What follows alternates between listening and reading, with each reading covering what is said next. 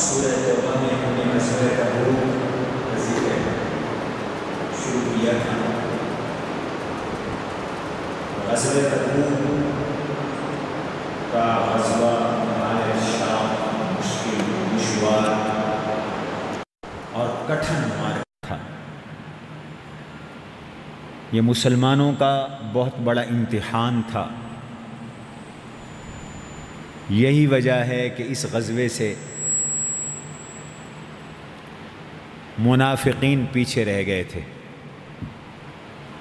کچھ مومنین مخلصین بھی سستی کی وجہ سے پیچھے رہے، کچھ عدم وسائل کی وجہ سے پیچھے رہے۔ انہی کا تذکرہ چل رہا ہے۔ اللہ تعالیٰ نے غزوہ تبوک سے واپسی پر اپنے حبیب صلی اللہ علیہ وسلم کو اس کی اطلاع دی، پیش کی اطلاع فرما دی کہ اب آپ جب واپس مدینے پہنچیں گے تو یہ منافقین آپ کی خدمت میں آ کر عذر بہانے تراش کر کے پیش کریں گے، اپنے آپ کو سچیار بنانے کے لیے وہ بہت سارے بہانے آپ کو بتائیں گے۔ میرے حبیب آپ ان سے کہہ دیجئے لا تعتذروا لن نؤمن لکم، یہ کوئی عذر پیش نہ کرو، ہم تمہارا کوئی عذر ماننے کے لیے تیار نہیں ہیں۔ قد نبأنا اللہ من اخبارکم، اس لیے کہ اللہ نے ہمیں تمہارے بارے میں سب کچھ بتا دیا ہے، تمہاری خبریں ہمارے پاس پہلے پہنچ چکی ہیں۔ آگے کا معاملہ ہے تمہیں دیکھا جائے گا، وَسَيَرَ اللَّهُ عَمَلَكُمْ وَرَسُولُهُ، اللہ بھی تمہیں دیکھیں گے، اللہ کے نبی بھی تمہارے چال چلن، عادات، اطوار، اسلام سے تعلق اور دین کے ساتھ شغف اور محبت کو دیکھیں گے، اور آخرت میں بھی تم نے پھر اللہ کے سامنے پیش ہونا ہے، اور وہ تمہیں پل پل کی خبر دے گا اور تم اس سے چھپ نہیں سکتے۔ رہی بات یہ کہ وہ یہ چاہتے ہیں بہانے بنا کر، قسمیں اٹھا کر، لِتُعْرِضُوا عَنْهُمْ، کہ تم ان سے اعراض کرو۔ میرے حبیب ہمارا حکم بھی یہی ہے، فَأَعْرِضُوا عَنْهُمْ، ان سے اعراض کرو، لیکن اس وجہ سے نہیں کہ ہم ان سے راضی ہیں، آپ ان سے خوش ہو جائیں، بلکہ ان سے اعراض اس لیے کرنا ہے، انہم رجس ومأواہم جہنم، یہ گندگی ہیں، یہ نقصان کا ذریعہ ہیں، یہ فساد کا ذریعہ ہیں، ان کے فساد اور نقصان سے بچنے کے لیے بس ان سے اعراض کرنا ہے۔ ان سے اعراض اس لیے نہیں کرنا کہ ہم ان سے خوش ہیں یا ان سے راضی ہیں، ایسی قطعاً بات نہیں ہے۔ لہٰذا ان سے اللہ تعالیٰ راضی نہیں ہے۔ ان اللہ لا یرضی عن القوم الفاسقین۔ یہ بیٹے تم ذرا سامنے آؤ، بچے تم یہاں آ جاؤ بیٹا، اصل تو تم نے سمجھنا ہے، تمہاری عمر ہے سمجھنے کی، ماشاءاللہ، جزاک اللہ۔ الاعراب اشد کفرا و نفاق، منافقین دو قسم کے تھے۔ کچھ وہ منافقین تھے جو مدینہ شہر میں رہتے تھے، اور کچھ وہ منافقین تھے جو دیہاتوں میں اور دور آبادیوں سے دور رہتے تھے۔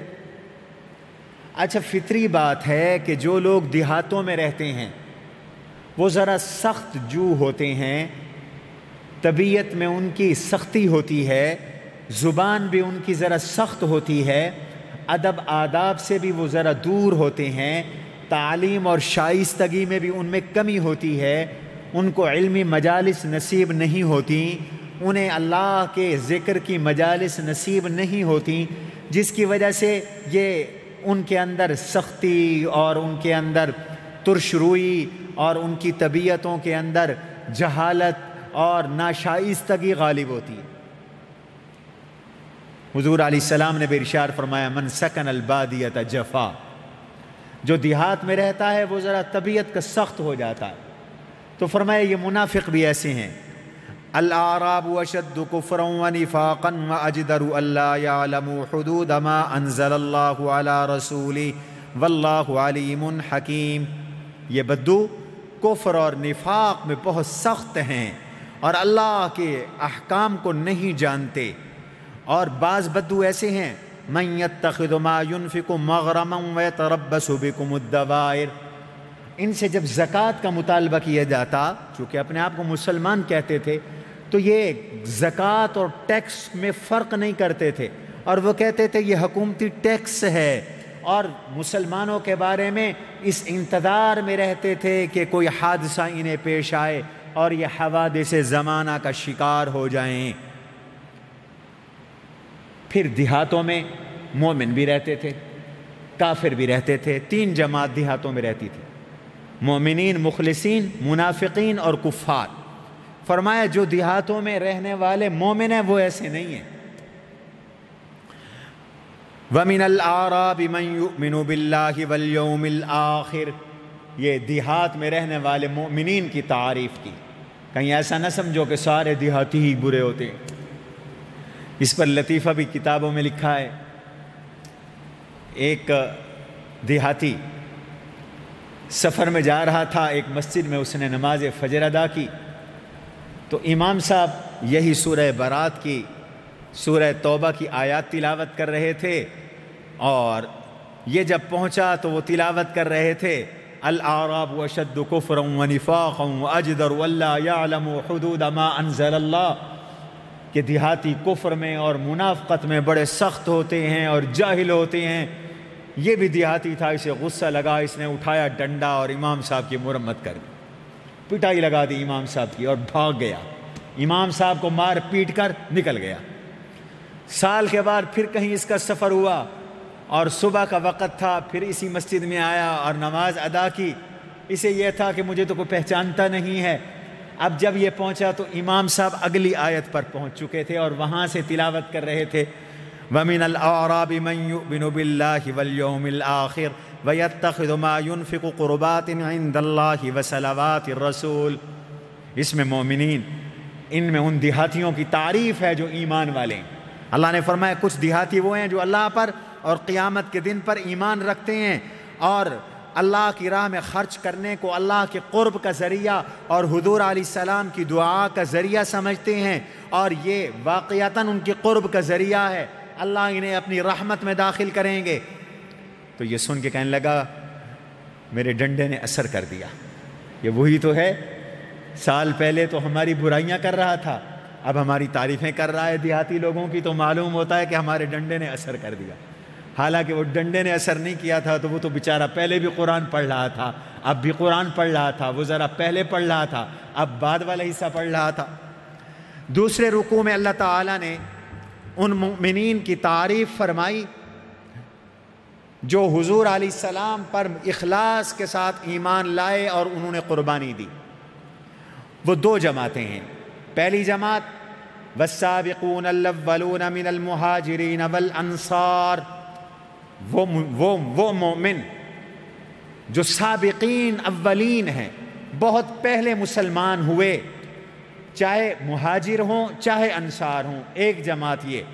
دوسری جماعت والذین اتبعوہم بإحسان، کچھ ایسے ہیں جو ان کے بعد مسلمان ہوئے، سابقین اولین کے بعد مسلمان ہوئے احسان کے ساتھ۔ اللہ نے فرمایا یہ دونوں جماعتیں کامیاب ہیں، ان کے لیے میری طرف سے رضا کا تمغہ ہے۔ پہلا تمغہ یہ ہے رضی اللہ عنہم ورضوا عنہ، اللہ ان سے راضی ہو گیا، یہ اللہ سے راضی ہو گئے، یہ اللہ کی تقدیر پہ راضی ہیں اور اللہ ان سے خوش ہیں اور راضی ہیں۔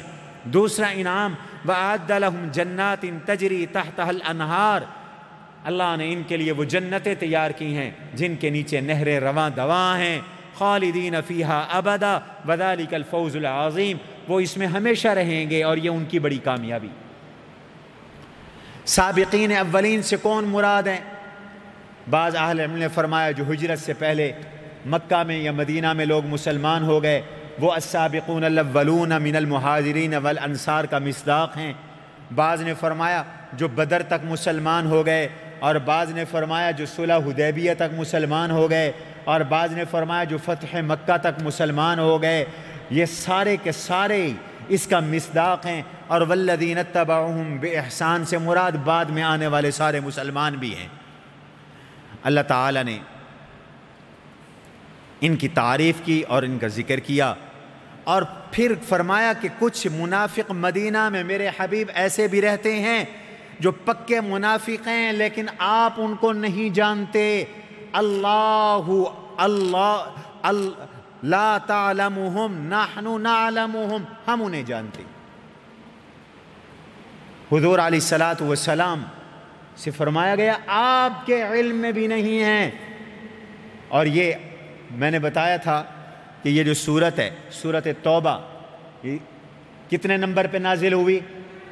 113 نمبر پر، کل 114 صورتیں ہیں، یعنی حضور علیہ السلام کے بالکل وصال کے قریب تر یہ صورت نازل ہوئی، اور اس میں اللہ نے فرمایا کہ مدینہ میں کچھ منافق ایسے رہتے ہیں آپ انہیں نہیں جانتے، ہم جانتے ہیں۔ اس سے معلوم ہوتا ہے کہ عالم الغیب اللہ کی ذات ہے۔ کچھ چیزیں ایسی تھیں جو اللہ نے اپنے حبیب سے بھی پوشیدہ رکھی تھیں، اس لیے فرمایا سنعذبہم مرتین، ان کو 2 مرتبہ عذاب ہوگا۔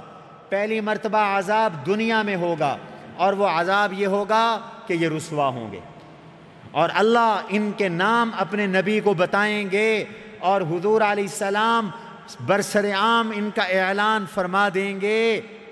چنانچہ ایک روایت میں آتا ہے کہ ایک جمعے کے موقع پر خطبہ جمعہ میں میرے آقا نے مدینہ منورہ کے 36 منافقین کا نام لے لے کے فرمایا، یا فلان اخرج فإنک منافق، یا فلان اخرج فإنک منافق، او فلانے نکل جا مسجد سے تو بھی منافق، فلانے نکل جا مسجد سے تو بھی منافق، فلانے نکل جا مسجد سے تو بھی منافق۔ ایک تو فرمایا یہ رسوائی کا عذاب انہیں ملے گا، اور دوسرا قبر کا عذاب بھی انہیں پہنچے گا، سنعذبہم مرتین، قبر کا عذاب بھی، یہ 2 عذاب ہیں، اور تیسرا عذاب ثم یردون الی عذاب عظیم، قیامت کے دن ایک بڑا دوزخ کا عذاب ہوگا، یہ اس میں لوٹائے جائیں گے۔ اب 3 عذابوں کا ذکر آ گیا منافقین کے لیے، ایک دنیا میں رسوائی کا عذاب، دوسرا قبر و برزخ کا عذاب، اور تیسرا آخرت کا عذاب۔ اب کچھ ایسے بھی لوگ ہیں دنیا میں جو کلمہ پڑھتے ہیں اور عذاب قبر کے منکر ہیں، کہتے ہیں قرآن میں نہیں ہے عذاب قبر۔ تو میں اب تک جب سے میں نے یہ خلاصہ شروع کیا ہے 3 آیتوں پر نشاندہی کر چکا ہوں کہ یہ 3 آیتیں عذاب قبر بتا رہی ہیں۔ پھر فرمایا وآخرون اعترفوا بذنوبہم خلطوا عملا صالحا، اس آیت میں مؤمنین کی 6 رکنی ایک ایسی جماعت کا ذکر کیا جو اپنی سستی اور کوتاہی کی وجہ سے تبوک میں جانے سے رہ گئی تھی۔ یہ جماعت تھی جن میں ایک حضرت ابو لبابہ رضی اللہ تعالیٰ عنہ تھے، نہ جا سکے، سستی ہو گئی۔ حضور علیہ السلام جب واپس تشریف لائے تو منافقین نے تو جھوٹ بولا، جھوٹے بہانے بنائے، انہوں نے حضور علیہ السلام سے کوئی جھوٹ نہیں بولا، کوئی بہانہ نہیں بنایا، حضور کا سامنا بھی نہیں کیا، بلکہ اپنے آپ کو مجرم گردان کر، اپنے آپ کو قصوروار سمجھ کر چلے گئے مسجد نبوی میں، اور مسجد نبوی کے ستونوں کے ساتھ اپنے آپ کو باندھ دیا کہ یا اللہ ہم مجرم ہیں، ہم قصوروار ہیں، ہم کوتاہ ہیں، ہم سے غلطی ہو گئی، اب ہم آپ کے فیصلے کے منتظر ہیں، ہمارے بارے میں جو آپ فیصلہ فرمائیں ہمیں قبول ہے، ہماری توبہ قبول فرمائیں، آپ کی کرم نوازی، ہمارے بارے میں جو آپ فیصلہ کریں ہم تیار ہیں، ہم جان دینے کے لیے بھی تیار ہیں۔ یہ چھوٹی بات نہیں تھی۔ حضور علیہ السلام کو پتہ چلا، آپ نے فرمایا انہوں نے اپنے آپ کو اللہ کے سپرد کر دیا ہے، لہٰذا اب اللہ کے حکم کا ہم انتظار کریں گے، جو اللہ کا ان کے بارے میں حکم ہوگا دیکھی جائے گی۔ چنانچہ یہ آیات اتری، کچھ دنوں کے بعد یہ بھوکے پیاسے اور فاقہ مست رہے، تو ایک عرصے کے بعد یہ آیتیں اتری، حضور علیہ السلام نے ان کو جا کر بشارت بھی دی، توبہ کی قبولیت کی، اور خود جا کر ان کو کھولا۔ ان کا ذکر ہے وآخرون اعترفوا بذنوبہم، دوسرے کچھ لوگ ایسے ہیں جنہوں نے اپنے گناہوں کا اعتراف کر دیا، خلطوا عملا صالحا وآخر سیئا، انہوں نے نیک اعمال میں، ان کے نیک اعمال میں کچھ برے اعمال بھی شامل ہو گئے۔ عسى اللہ ان یتوب علیہم، اللہ ان کی توبہ کو قبول کریں گے۔ ان اللہ غفور الرحیم، اللہ بہت بخشنے والے ہیں، رحم کرنے والے ہیں۔ اب جن کی توبہ قبول ہوتی وہ شکرانے کے طور پر اور اپنے گناہ کی معافی کے لیے حضور کی خدمت میں صدقہ لاتے، حضرت میرا صدقہ قبول فرما لیجیے۔ دیکھیے، گناہ معاف ہوتا ہے توبہ کے ساتھ، لیکن گناہ کے اثرات باقی رہتے ہیں دل پر۔ یہ بات غور سے سنیں، گناہ معاف ہوگا توبہ سے، لیکن توبہ کے باوجود گناہ کے اثرات باقی رہتے ہیں۔ مثال کے طور پر آپ ایک جگہ ناپاک ہو گئی، آپ نے اس جگہ کو پاک کیا، جگہ تو پاک ہو گئی، لیکن بسا اوقات نجاست کے کچھ آثار باقی بھی رہتے ہیں۔ مثال کے طور پر کچھ نشان باقی رہ گیا، یا اسمیل آ رہی ہے، کچھ اثرات باقی رہ جاتے ہیں، تو گناہوں کے اثرات دور کرنے کے لیے صدقے کا حکم ہے۔ صدقے سے گناہ کا اثر بھی دور ہو جائے گا، توبہ سے گناہ معاف ہوگا اور صدقے سے گناہ کا اثر دور ہوگا۔ اس لیے اللہ نے اپنے حبیب سے فرمایا، خذ من اموالہم صدقۃ تطہرہم، میرے نبی ان کے مالوں سے صدقہ قبول فرمایا کریں، تطہرہم، ان کو پاک کیا کریں، ان کی تطہیر کریں، وتزکیہم، اور ان کے دلوں کا تزکیہ کر دیں، وصلی علیہم، اور جو آپ کے پاس زکوٰۃ لائے، صدقہ لائے، اس کو دعا سے بھی نوازیں، اس کے لیے دعا بھی کیا کریں۔ کل کے درس میں آپ کو یاد ہوگا اللہ تعالیٰ نے ایک منافق کے بارے میں فرمایا تھا، منافقین کے بارے میں فرمایا تھا ان سے صدقہ بھی قبول نہ کریں۔ نہیں قبول کیا حضور علیہ السلام نے اس منافق کا صدقہ، جس منافق نے حضور کے روکنے کے باوجود دعا کروائی اور پھر مسجد سے جماعتوں سے پیچھے رہ گیا، صدقہ بھی قبول نہیں کیا۔ ان کے لیے دعا کرنے سے بھی منع کر دیا، لا تصلی علی احد منہم مات ابدا ولا تقم علی قبری، اور ان کے لیے دعا کرنے سے بھی منع کیا، ان کے لیے استغفار کرنے سے بھی منع کر دیا۔ اب فرمایا یہ جو مومن ہیں میرے نبی، ان کا آپ صدقہ بھی قبول کریں، ان کی تطہیر و تزکیہ بھی کریں اور ان کے لیے دعائیں بھی کریں۔ حضور کی عادت مبارکہ تھی کہ جو صدقہ لاتا تھا آپ اس کو دعاؤں سے نوازتے تھے، اور کہتے ہیں اس کے بعد حکام کا یہ فریضہ ہے جو اسلامی حاکم ہوں وہ لوگوں سے زکوٰۃ وصول کریں، ان کے پاس کچھ زکوٰۃ لے کر آئے تو وہ دعا کریں۔ اب حکمرانوں کا یہ کام نہیں رہا اور اسلامی حکومتیں نہیں رہیں، اب صدقات علماء وصول کرتے ہیں۔ اب علماء کا فریضہ ہے کہ جب کوئی زکوٰۃ لے کے آئے اور صدقہ علماء کے پاس لائے تو وہ اس کو دعا بھی دیں، وصلی علیہم ان صلاتک سکن لہم واللہ سمیع علیم۔ اگلے رکوع میں وآخرون مرجون لامر اللہ اما يعذبهم واما يتوب علیہم واللہ علیم حکیم، ایک دوسری جماعت تھی مومنین کی جو غزوہ تبوک سے پیچھے رہ گئے تھے۔ یہ جماعت تھی حضرت کعب بن مالک رضی اللہ تعالی عنہ اور اسی طرح ان کے دو ساتھیوں کی، ان کا ذکر سورت میں اسی پارے میں تفصیل کے ساتھ آ رہا۔ یہ حضور کی خدمت میں واپس آئے، یہ بھی رہ گئے تھے، لیکن انہوں نے کوئی عذر نہیں کیا، کوئی بہانہ نہیں بتا، آ کے سچ سچ بات بتا دی، یا رسول اللہ صلی اللہ علیہ وسلم غلطی ہو گئی، بھول گئے، کوتاہی ہو گئی، ارادہ تھا جانے کا نہیں جا سکے۔ اللہ نے ان کے بارے میں فرمایا ابھی ان کے بارے میں پینڈنگ ہے، معاملہ مؤخر ہے، وآخرون مرجون لامر اللہ، یا اللہ کے حکم کے لیے ڈھیل دیے گئے ہیں، یا اللہ ان کو عذاب دے گا یا ان کی توبہ کو قبول کرے گا، اللہ خوب جاننے والے ہیں، حکمت والے ہیں۔ حضور نے صحابہ سے فرمایا بھئی تم ان سے بول چال بند کر دو۔ 40 دن تک کعب ابن مالک اور ان کے ساتھیوں سے صحابہ نے بول چال بند کر دی، اور 10 دن تو بیوی کو بھی حکم ہوا، 40 دنوں کے بعد بیوی کو بھی حکم ہوا ان کو حکم ہو اپنی بیوی سے بھی بات نہ کرو، بیوی بھی ان سے بات نہ کرے، بیوی سے بھی الگ ہو۔ پھر ان کی توبہ قبول ہوئی، آگے توبہ کی قبولیت کا تذکرہ آگے آ رہا ہے۔ اس کے بعد والذین اتخذوا مسجدا ضرارا وکفرا میں ایک اہم ترین واقعے کو اللہ نے تفصیل کے ساتھ بیان کیا، لیکن تھوڑا سا ربط سمجھ لیں۔ اس تبوک کے واقعے میں اور مسجد ضرار کے واقعے میں جوڑ کیا ہے؟ قرآن میں کوئی بات بغیر جوڑ کے نہیں ہوتی، بغیر ربط کے نہیں ہوتی۔ جوڑ اور ربط یہ ہے کہ جو مسلمان رہ گئے تھے تبوک سے، ان سے گناہ ہو گیا،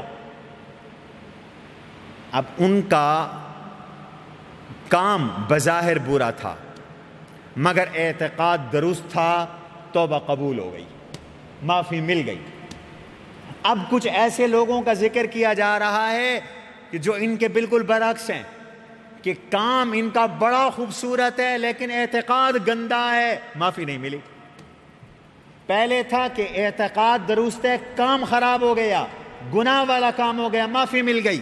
اب ذکر کیا جا رہا ہے کچھ لوگوں نے خوبصورت کام کیا، اعتقاد گندا تھا، عقیدہ خراب تھا، اللہ نے منہ پہ مارا، وہ خوبصورت کام منہ پہ مارا، عقیدہ گندا ہے، نیت خراب ہے۔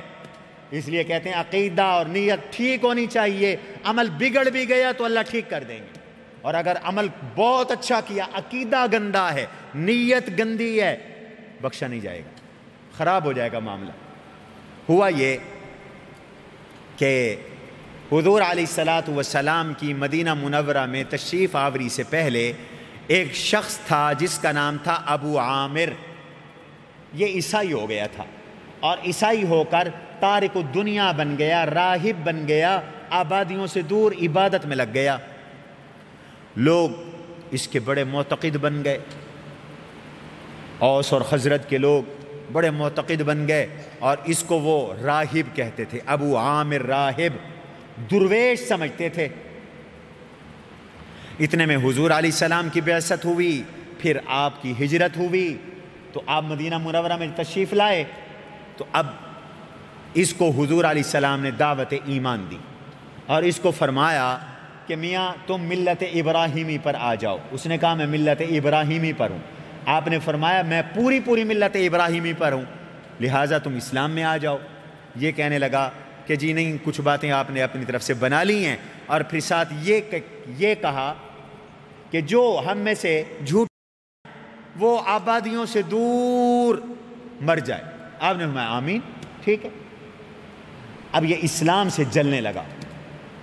غزوہ بدر میں مسلمانوں کو فتح ہوئی، اسلام کو عزت ملی، جیسے کہ آپ نے سنا تھا۔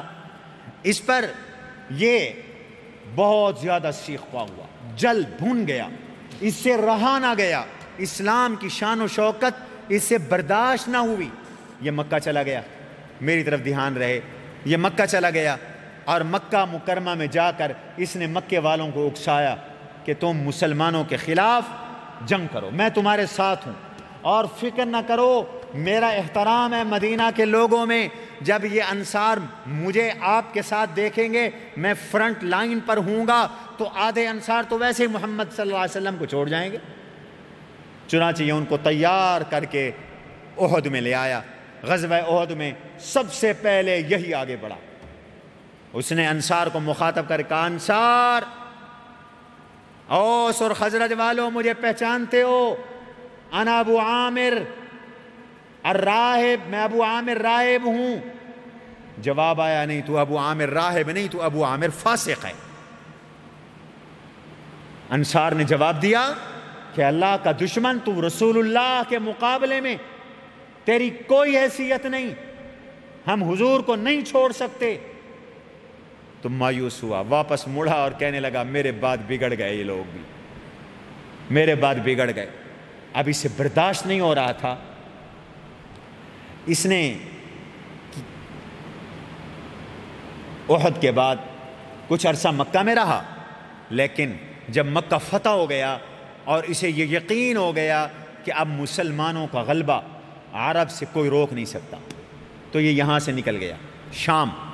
وہاں غسان کے بادشاہ سے اس نے رابطے شروع کیے کہ وہ مدینے پہ حملہ کرے، مسلمانوں پہ حملہ کرے، جیسا کہ افواہیں بھی تھیں جس کی وجہ سے غزوہ تبوک بھی ہوا تھا۔ اب اس کو ضرورت تھی، اس نے پیغام بھیجا مدینہ کے منافقوں کو، اس کے رابطے منافقوں کے ساتھ تھے، پیغام بھیجا میاں تم ایک مسجد نما بنا لو تاکہ میرے آنے جانے کی جگہ بھی بن جائے، وہاں میٹنگ اور مشورہ اور اجلاس بھی ہو سکے، ہمارا پلان بھی ہو سکے، پھر میں غسان کی فوجوں کو لاؤں گا اور حملہ کریں گے۔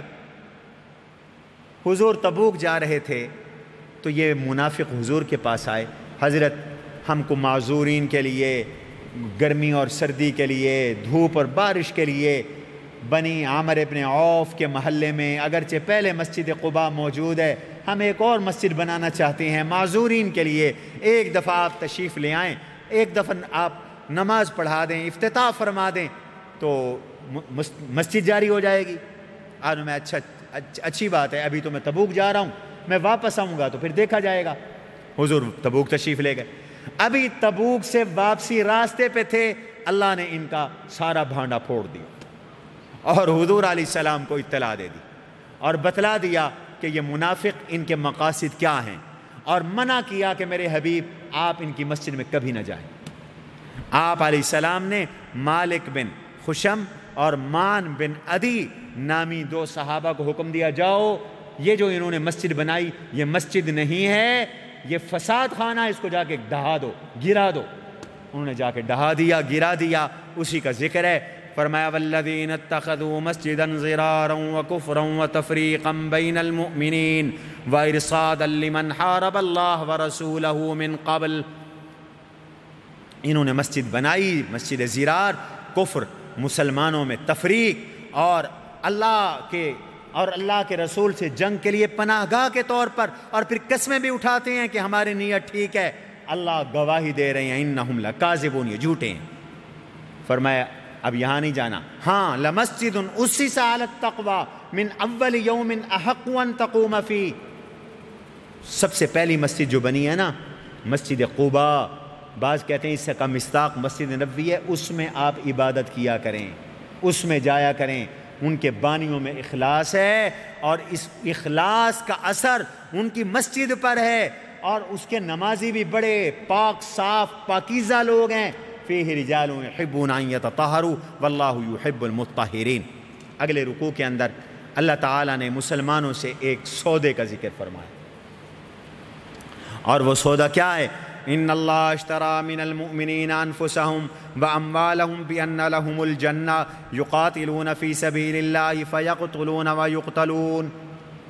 فرمایا یہ جو تمہاری عارضی جان ہے نا، اور یہ جو تمہاری فانی جان ہے، اور یہ جو تمہارا فانی مال ہے، اور یہ تم ہمارے، میں اپنے بارے میں کہہ رہا ہوں، یہ جو ہمارے گناہ آلود جسم ہے، اللہ نے فرمایا یہ جو تمہارا کھوٹا مال ہے، یہ جو حقیقت میں تو ہمارا کھوٹا مال ہی ہے نا، یہ جو تمہارا کھوٹا مال ہے، یہ جو تمہارا گھٹیا مال ہے، میں اس اپنی رحمت سے اس کا خریدار ہوں، تم مجھے بیچ دو، اپنی جانیں اور اپنے مال مجھے دے دو، بدلے میں میں تمہیں کائنات کی سب سے قیمتی چیز عطا کرتا ہوں، اور وہ جنت ہے۔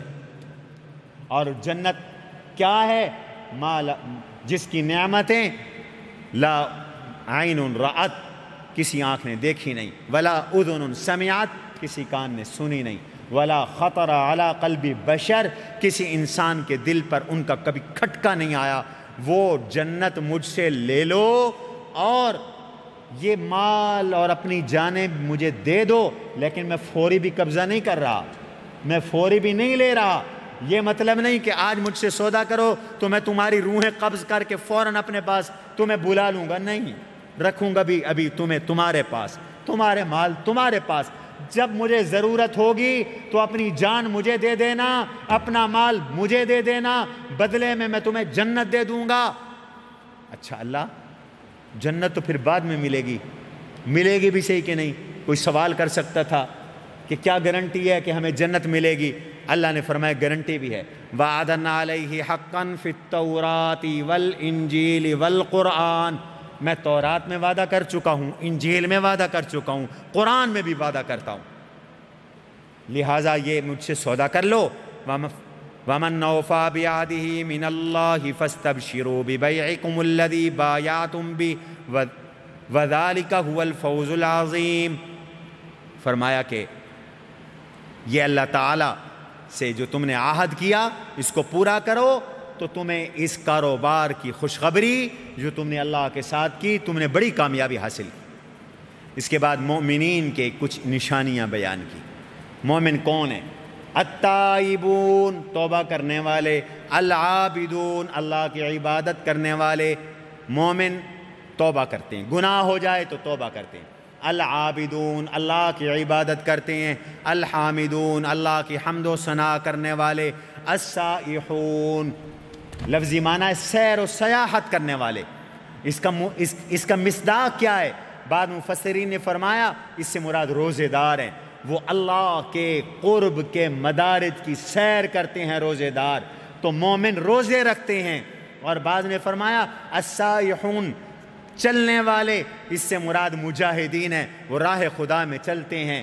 بعض نے فرمایا اس سے مراد مہاجرین ہیں، وہ راہ خدا میں وطن کو چھوڑ کر دوسرے ملک میں چلے جاتے ہیں۔ اور بعض علماء نے فرمایا اس سے مراد دین حاصل کرنے والے طلبہ ہیں، کوئی ہند سے آتا ہے، کوئی سندھ سے آتا ہے، کوئی پنجاب کے مغربی پنجاب سے، کوئی جنوب شمالی پنجاب سے، کوئی جنوبی پنجاب سے، کوئی سندھ سے، کوئی بلوچستان سے، اور کوئی خیبر پختونخوا سے، کوئی کسی ضلع سے، کوئی کسی ضلع سے سیر کرتے ہوئے آتے ہیں۔ فرمایا یہ بھی ایمان کی نشانی ہے۔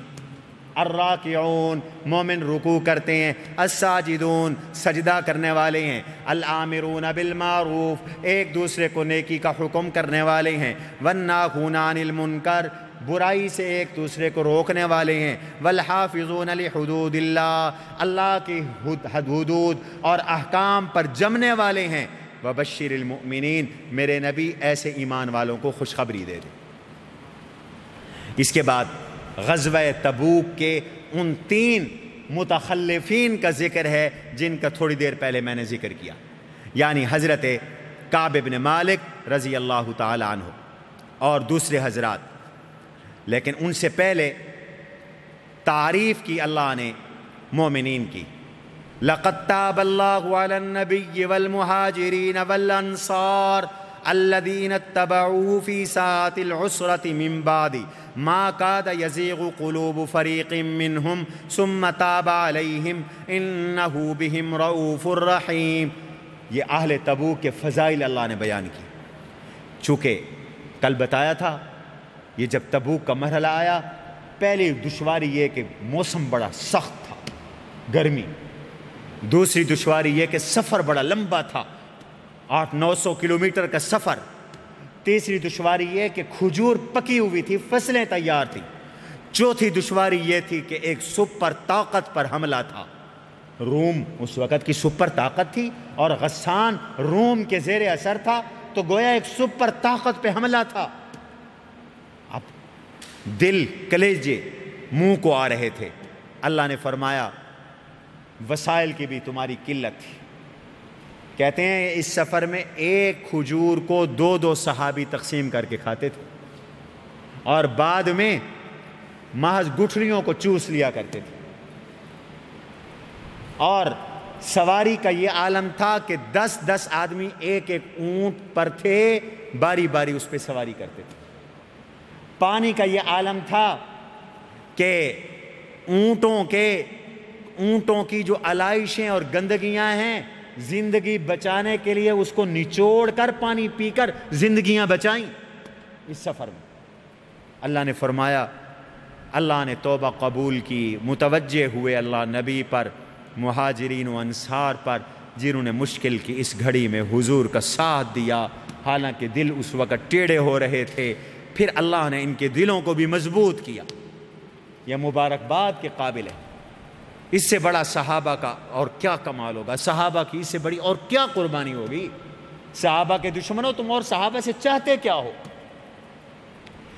اب ذکر ہے ان 3 صحابہ کا، متخلفین ثلاثہ۔ یہ تھے کعب بن مالک، ہلال بن امیہ اور مرارہ بن ربیع۔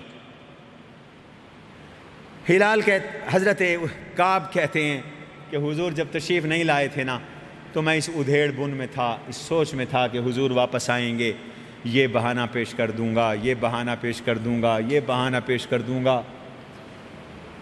لیکن جب حضور واپس تشریف لائے اور لوگوں نے جا کے بہانے پیش کرنا شروع کیے تو میرے دل نے صداقت دی کہ کعب کوئی بہانہ نہ بنا، یہاں بہانہ چلنے والا بھی نہیں ہے۔ تو حضور کے سامنے بہانہ تراشے گا بھی صحیح تو اللہ اپنے نبی کو بتا دے گا، لہذا جا کے سچی سچی بات کہہ دے، جو ہوگا وہ بھگتیں گے۔ حضور کی خدمت میں آئے، کہنے لگے یا رسول اللہ صلی اللہ علیہ وسلم میں کوئی بہانہ نہیں بناتا، مجھ سے غلطی ہو گئی، میرا ارادہ حاضری کا تھا۔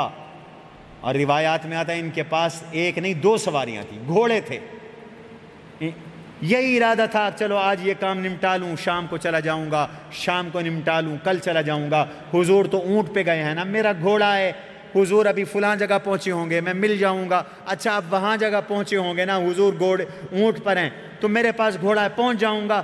بس آج کل صبح شام صبح آج کل اسی میں رہ گئے حضرت، بس میں رہ گیا، میرے بارے میں جو اللہ کا فیصلہ ہو مجھے قبول۔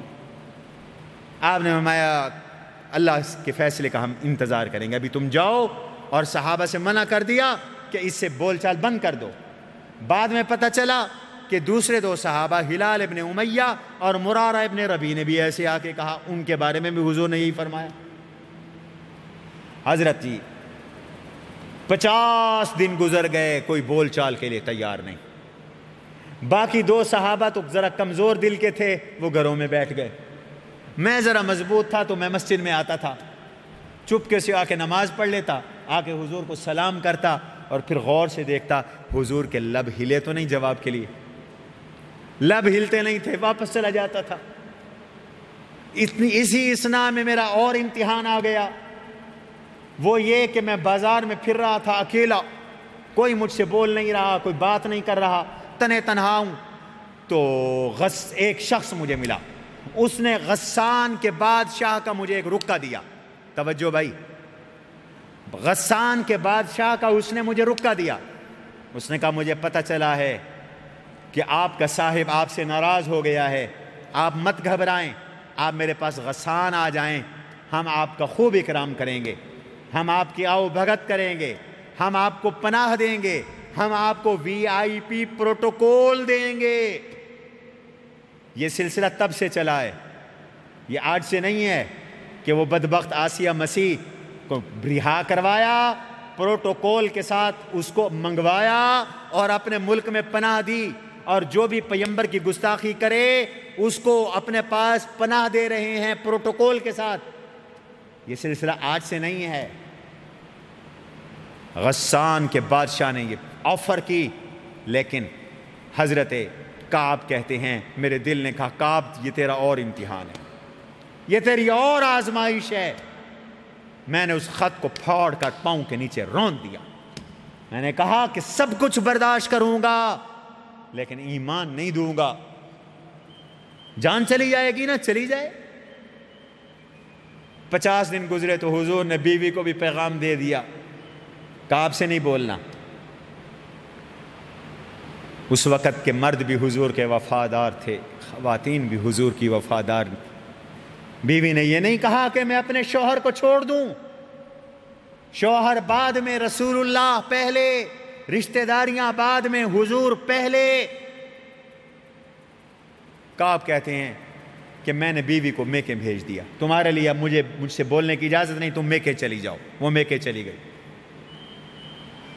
مجھ پر زمین تنگ ہو گئی، تنہا وقت گزار رہا ہوں، کوئی مجھ سے بولتا نہیں، سلام نہیں لیتا، جواب نہیں دیتا، زمین تنگ ہو گئی۔ بس اسی اسنا میں 50 دن گزرے تھے۔ 40 دن کے بعد تو بیوی کے بارے میں حکم آیا، 50 دن گزرے تھے کہ اللہ نے یہ آیات اتار دی۔ یہ رات کے پچھلے پہر حضور پر آیات اتری، وَعَلَى الثَّلَاثَةِ الَّذِينَ خُلِّفُوا، اللہ نے ان 3 کی توبہ بھی قبول کر لی جو پیچھے رہ گئے تھے۔ حَتَّى إِذَا ضَاقَتْ عَلَيْهِمُ الْأَرْضُ بِمَا رَحُبَتْ، یہاں تک کہ ان پر زمین تنگ ہو چلی۔ وضاقت علیہم انفسہم، ان کی اپنی جی بھی ان پر تنگ ہو گئے تھے، وظنوا اللہ ملجا من اللہ الا الیہ، اور انہوں نے یہ گمان کیا کہ اب اللہ کے سوا ہماری کوئی پناہ کی جگہ نہیں ہے۔ ثم تاب علیہم لیتوبوا، پھر اللہ نے ان کی توبہ قبول کی تاکہ یہ توبہ کریں۔ اللہ توبہ قبول کرنے والے ہیں، رحم کرنے والے ہیں۔ کہتے جبل صلا سے کسی کی مجھے آواز آئی، کعب مبارک ہو تمہاری توبہ قبول ہو گئی، اور اتنے میں لوگ دوڑے کہ جا کر خوشخبری دیں مجھے۔ تو مجھے جس نے یہ آواز دی تھی، میں نے اپنا کرتا اور اپنا سوٹ اتارا، اور اس خوشی میں کہ اس نے مجھے پہلے اطلاع دی، اس وہاں کی ثقافت کے مطابق میں نے اسے گفٹ کر دیا اپنا سوٹ، اور پھر میں حضور کی خدمت میں آیا تو سب سے پہلے حضرت ابو طلحہ نے کھڑے ہو کر مجھے مصافحہ کیا، مجھے ویلکم کہا، میرا استقبال کیا، مجھے خوش آمدید کہا، اور پھر میں نے حضور سے فرمایا یا رسول اللہ اس مال نے مجھے مروایا، اس کی نحوست سے میرے ساتھ یہ معاملات بنے، میں اپنا سارا مال اب اللہ کی راہ میں وقف کرتا ہوں، میرا سارا مال لے لیجیے۔ حضور نے فرمایا نہیں، ایک مال کا حصہ اپنے پاس رکھو۔ مسئلہ بھی یہی ہے کہ اگر اللہ کی راہ میں مال دینا ہو تو 1/3 حصہ دو، وصیت بھی 1/3 حصے کی کر سکتے ہو، زیادہ سے زیادہ 2/3 حصے اپنے وارثوں کے لیے رکھو۔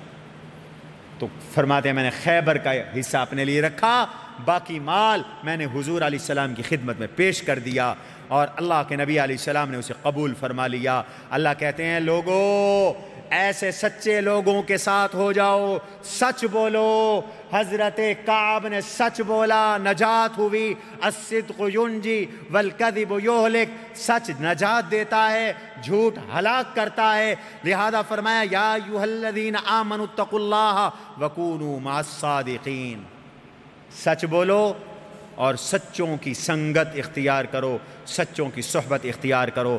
اگلے پھر فرمایا اسی رکوع کے آخر میں وما کان المؤمنون لینفروا کافہ، حضور جب جہاد کے لیے جائیں یا کوئی لشکر بھیجیں تو سارے نہ جایا کرو، نظام حیات بھی برقرار رہنا چاہیے۔ اگر سارے چلے جائیں گے تو پھر نظام زندگی جام ہو جائے گا، اس لیے کچھ صنعت والے باقی رہیں، کچھ حرفت والے باقی رہیں، کچھ کاریگر باقی رہیں، کچھ مارکیٹیں کھلی رہیں، کھیتی باڑی کا نظام چلتا رہے تاکہ تمہاری ضرورتیں بھی پوری ہوں۔ جہاد جب فرض کفایہ ہو تو سارے نہ جایا کرو، باقی کام بھی کیا کرو، اور علم کا کام بھی کیا کرو۔ علم دین کے لیے بھی ایک جماعت ہونی چاہیے۔ فلولا نفر من كل فرقة منهم طائفة ليتفقهوا في الدين، ایک جماعت علم کے تفقع میں رہے، علم میں غور و فکر کرے، حضور کی صحبت میں رہ کر علم حاصل کرے۔ اگر حضور جہاد میں گئے ہیں تو یہ طلباء کی جماعت حضور کے ساتھ ہو اور علم حاصل کرے، باقی لوگ پیچھے رہیں۔ اور اگر حضور مدینہ میں ہے اور باقی لوگ جہاد میں گئے ہیں تو یہ مدینہ میں رہیں اور حضور کی صحبت میں دن رات رہیں، حضور کی سے پڑھیں، سیکھیں، سمجھیں، علم حاصل کریں، تاکہ جب باقی لوگ واپس آئیں تو یہ ان کو دین سکھا سکیں، ان کو دین کی تعلیم دے سکیں۔ لہٰذا علم کا حصول بھی فرض کفایہ ہے، جہاد بھی فرض کفایہ ہے۔ ایک جماعت مجاہدین کی رہے، ایک جماعت علماء اور طلباء کی رہے۔ اگر جہاد نہ رہا تو ہماری جغرافیائی سرحدیں پامال ہو جائیں گی، جغرافیہ تمہارا ختم ہو جائے گا، سلطنت ریاست نہیں رہے گی۔ اور اگر علم نہ رہا تو تمہاری نظریاتی سرحدیں ختم ہو جائیں گی اور تمہارے عقائد اور اعمال ختم ہو جائیں گے، دنیا سے مٹ جائیں گے۔ اس لیے علم بھی رہے گا، جہاد بھی رہے گا، جہاد بھی رکھو، علم بھی رکھو۔ اس لیے آج عالمی طاقتوں کو جہاد سے بھی تکلیف ہے، علم سے، دین سے بھی تکلیف ہے۔ انہیں مجاہدین سے بھی چیڑ ہے، انہیں مدرسوں سے بھی چیڑ ہے، علماء سے بھی چیڑ ہے، لیکن یہ تمہیں بھول ہے۔ تم نے جہاد کو مٹانا چاہا تو جن کو دہشت گرد کہا انہی کے آگے ہاتھ جوڑ کر معافیاں مانگ کر دہشت گردی کے الزام واپس لے کر ان کو اپنے برابر بٹھا کر ان سے 2.5 لاکھ مذاکرات کر کے اپنی جان چھڑوا کر واپس نکلے. تم گئے، آج تم ناکام ہو گئے ہو، جہاد آج بھی زندہ ہے. لیکن ہم جہاد کے قائل ہیں، فساد اور دہشت گردی کے قائل نہیں ہیں. جہاد اور دہشت گردی میں فرق ہے. اور اسی طرح الحمدللہ مدرسے بھی پہلے سے بڑھ کر ہیں، پہلے سے زیادہ تعدادیں ہیں، پہلے سے زیادہ مضبوط ہیں. مشرف کے دور میں کچھ 4,000 مدرسے ہمارے وفاق المدارس میں تھے، اب 22,000 سے زیادہ مدرسے ہیں، 22,000 سے زیادہ مدرسے. تو اللہ تعالیٰ نے فرمایا ایک جماعت اس کے لیے رہنی چاہیے. سورت کے آخر میں اللہ تعالیٰ نے حضور علیہ السلام کی صفات بیان کی. لَقَدْ جَاءَكُمْ رَسُولٌ مِّنْ أَنفُسِكُمْ عَزِيزٌ عَلَيْهِ مَا عَنِتُّمْ حَرِيصٌ عَلَيْكُمْ بِالْمُؤْمِنِينَ رَءُوفٌ رَحِيمٌ. میرے رسول آئے جو تم میں سے ہیں، انسانوں میں سے ہیں، بشر میں سے ہیں. یاد رکھو حضور انسانوں میں سے انسان ہیں، لیکن انسانوں جیسے انسان نہیں ہیں. پوری کائنات کے انسان حضور کے نالین مبارک کی خاک پر قربان، لیکن انسان ہے. چونکہ آپ کے والدین بھی ہیں، آپ کی بیویاں بھی ہیں، آپ کے بچے بھی ہیں، آپ کے نواسے بھی ہیں، آپ کا خاندان بھی ہے.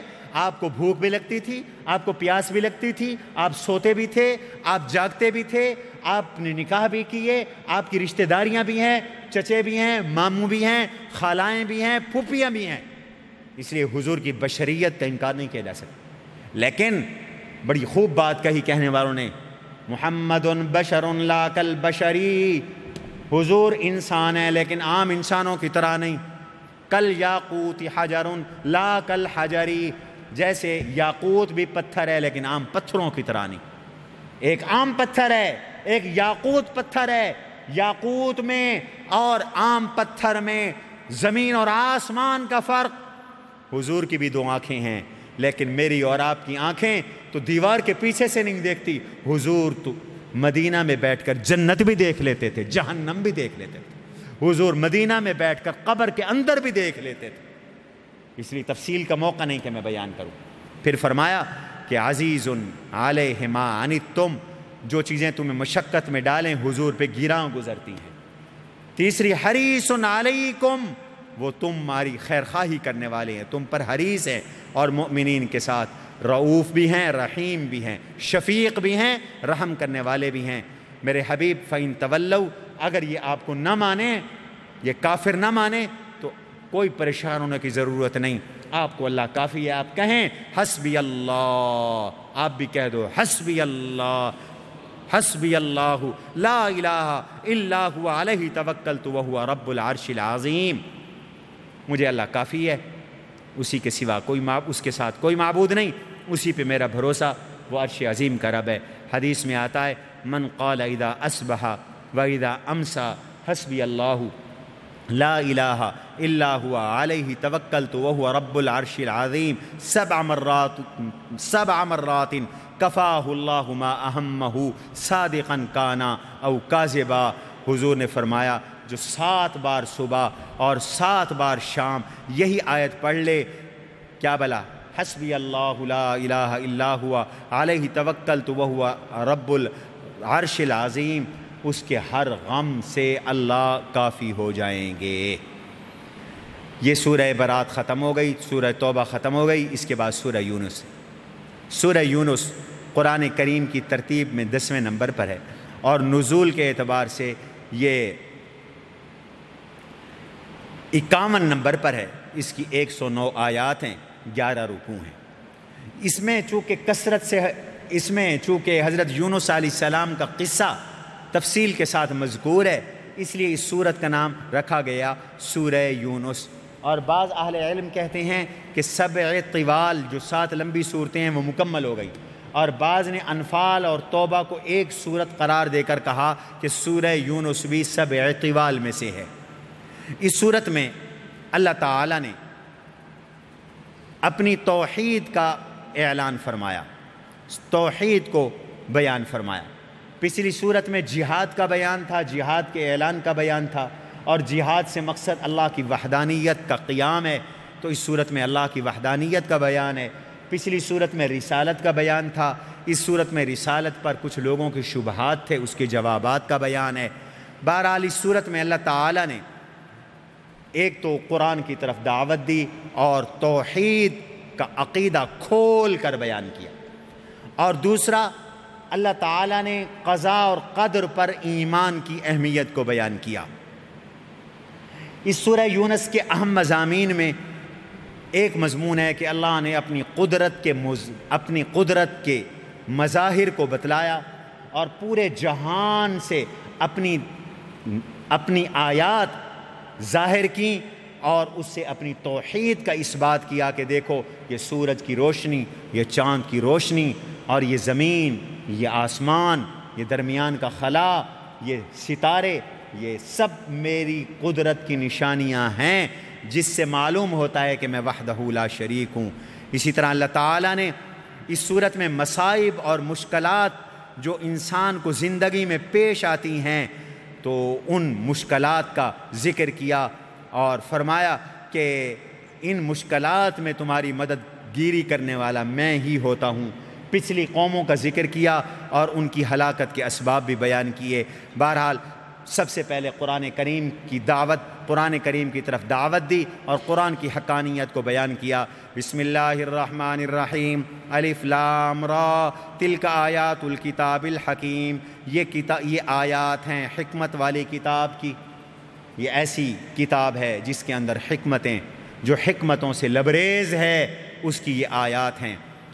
پھر فرمایا کان للناس عجبا، لوگوں کے لیے تعجب کی بات ہے کہ ہم نے ایک شخص کو نبی بنا کر بھیجا اور اس کی ڈیوٹی لگائی کہ وہ لوگوں کو ڈرائے اور ایمان والوں کو خوشخبری دے، اور ان لوگوں کے لیے تعجب ہے کہ ایمان والوں کے لیے اللہ کے ہاں اونچا مرتبہ ہے۔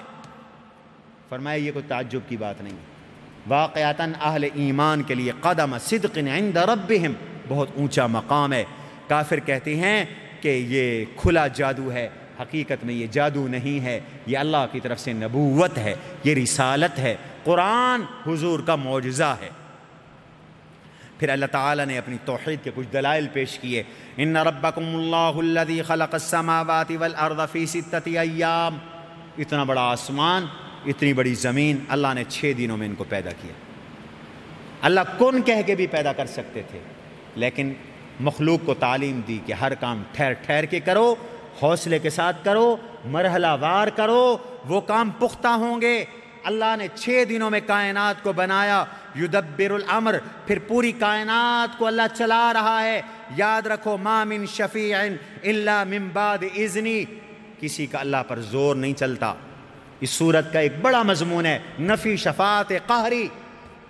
شفاعت قہری کا معنی ہوتا ہے جب کسی پر زور چلنا، جیسے آپ کے افسران پر وزیروں کا زور چلتا ہے، اور وزیروں پر وزیر اعظم کا زور چلتا ہے، اور وزیر اعظم پر اور صدر پر اور ہمارے حکمرانوں پر غیر ملکی دباؤ چلتا ہے، اور ان کے اوپر پھر عالمی اداروں کا دباؤ ہوتا ہے۔ فرمائے ان طاقتوں پر خدا کو قیاس نہ کرنا، اللہ پہ کسی کا دباؤ نہیں، اللہ پہ کسی ولی کا، کسی نبی کا، کسی فرشتے کا، کسی غوث کا، کتب کا، ابدال کا کوئی زور نہیں چلتا۔ کون ہے جو اس کے سامنے پر مارے؟ کوئی سفارش بھی نہیں کر سکتا اس کے سامنے اس کی اجازت کے بغیر۔ وہ اجازت دے گا تب سفارش کی اجازت ہوگی، اور اس کے لیے بھی شرائط ہوں گی، میرٹ ہوگا۔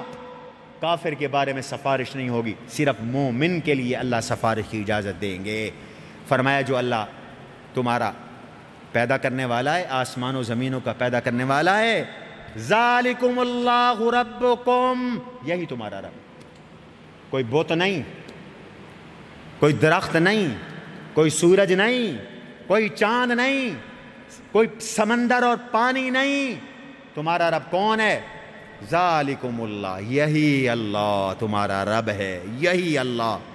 فاعبدوہ، سب کی نہیں، اسی ایک رب کی عبادت کرو۔ قرآن کا سب سے بڑا موضوع اللہ کی توحید ہے۔ لوگو اللہ کو ایک مانو، شرک تو رب کو چیونٹی کے برابر بھی قبول نہیں ہے. ہاں اتنا بھی شرک نہ کرنا. لا تشرک باللہ شیئا، شیء نکرہ ہے، تحت نفی ہے، عموم کا فرد، ذرا بھی شرک نہ کرنا. اس لیے اللہ نے توحید کو کھول کے وج گج کے قرآن میں بیان کیا. افلا تذکرون، تمہیں اتنا کھول کھول کے رب کہتا ہے میں بتا رہا ہوں، سمجھا رہا ہوں، تم نصیحت حاصل نہیں کرتے، پھر بھی غیر اللہ کو پکارتے ہو، پھر بھی اللہ کے علاوہ کے آگے جھکتے ہو، پھر بھی اللہ کے علاوہ کی نیازیں چڑھاتے ہو، چڑھاتے ہو. ایسا نہ کرو. الیہ مرجعکم جمیعا، کل کو مر کر بھی پھر تم نے اللہ کے پاس جانا ہے. شرک کرو گے تو خدا کو کیا جواب دو گے؟ کس منہ سے اس کے پاس جاؤ گے؟ پھر دوسری دلیل دی، والذی جعل الشمس ضیاء، اللہ نے سورج کو چمکدار بنایا، والقمر نورا، چاند کو نور والا بنایا، وقدرہ منازل، سورج کی 360 یا 59 منزلیں مقرر کی، چاند کی 29 یا 30 منزلیں مقرر کی. لتعلموا عدد السنین والحساب، چاند اس لیے چلا دیا، سورج کو اس لیے چلا دیا تمہارے کیلنڈر بن جائے. سورج سے تمہارا شمسی کیلنڈر بنتا ہے، چاند سے تمہارا قمری کیلنڈر بنتا ہے. شمسی کیلنڈر سے بھی تم حساب رکھتے ہو، قمری کیلنڈر سے بھی تم حساب رکھتے ہو. یہ جنوری، فروری، مارچ، اپریل، یہ 2020، یہ 2019، یہ تم سال گنتے ہو. یہ ربیع الاول، صفر، محرم، یہ جمادی الاول، آج کا رمضان، یہ قمری مہینے ہیں جو تمہارا جن کو جاننا تمہارا فریضہ ہے، فرض کفایہ ہے. ان مہینوں کا، اس قمری سال کا خیال کرنا، تو فرمایا یہ بھی اللہ تعالیٰ کی نعمت ہے. اللہ نے اس کو حق کے ساتھ پیدا کیا. پھر دن اور رات اللہ تعالیٰ نے عدل بدل کیے، اور زمین و آسمان میں بہت سی چیزیں پیدا کی. یہ سب اللہ کی توحید کی نشانیاں ہیں. اس کے بعد فرمایا 7ویں رکوع میں، وَإِذَا تُتْلَىٰ عَلَيْهِمْ آيَاتُنَا بَيِّنَاتٍ، حضور پاک صلی اللہ علیہ وسلم جب مکہ کے کافروں کے سامنے، یہ مکی صورت ہے، مکہ کے کافروں کے سامنے قرآن پڑھتے نا، تو قرآن کی اپنی ایک تاثیر ہے، تو اثر تو ہوتا. موعظت کی باتیں ہیں، علم کی باتیں ہیں، دانائی کی باتیں ہیں، حکمت کی باتیں. کہتے کلام تو تمہارا اچھا ہے، لیکن اس میں ہمارے عقائد اور ہمارے نظریات کا بڑا رد ہے یار. ہمارے بتوں کی بڑی گت بنائی گئی ہے قرآن میں نا، ہمارے معبودوں کا ابطال کیا گیا ہے. ویسے تو اچھی کتاب ہے، چلو کچھ صلح کی صورت نکال لو ہمارے ساتھ، ایسا کرو کچھ بدل دو، تھوڑا ہولا ہاتھ رکھو، اس کو تھوڑا سا بدل دو. یہ جو بتوں کے خلاف حصہ ہے نا، اس کو ختم کر دو. باقی جو علم کی باتیں ہیں، عبادت کی باتیں ہیں، نصیحت کی باتیں ہیں، بھلائی کی باتیں ہیں، وہ رکھو. ہم بھی تمہارے ساتھ قرآن پڑھیں گے، ہم بھی قرآن کریم کے اوپر چلیں گے، لیکن یہ تھوڑا سا حصہ نا، یہ ذرا مشکل ہے، اس سے اختلاف پیدا ہوتا ہے، اس کو ختم کر دو. تو اس کو بدل، یا تھوڑا سا بدل، اس کو ختم کر دو، یہ تھوڑا سا بدل دو، نرم کر دو، تھوڑا سا اس کو نرم کر دو. تو یہ انہوں نے پیشکش کی. اللہ نے اس کا جواب دیا کہ یہ بدھو یہ سمجھتے ہیں کہ شاید قرآن میں نے اپنی طرف سے بنایا ہے، اس لیے اس میں قط و برید کر دوں گا، اس میں کچھ کمی بیشی کر دوں گا، یا یہ سمجھتے ہیں کہ میں اس کو بدل دوں گا. ایسی بات نہیں ہے. ان کو بتلا دو کیا، ان قل ما یکون لی ان ابدلہ من تلقاء نفسی، میرے حبیب آپ اعلان کر دیجئے میرے اختیار میں نہیں ہے میں اپنی جانب سے قرآن کو بدل سکوں. ان اتبع الا ما یوحى الی، میں تو اللہ کی وحی کا پابند ہوں.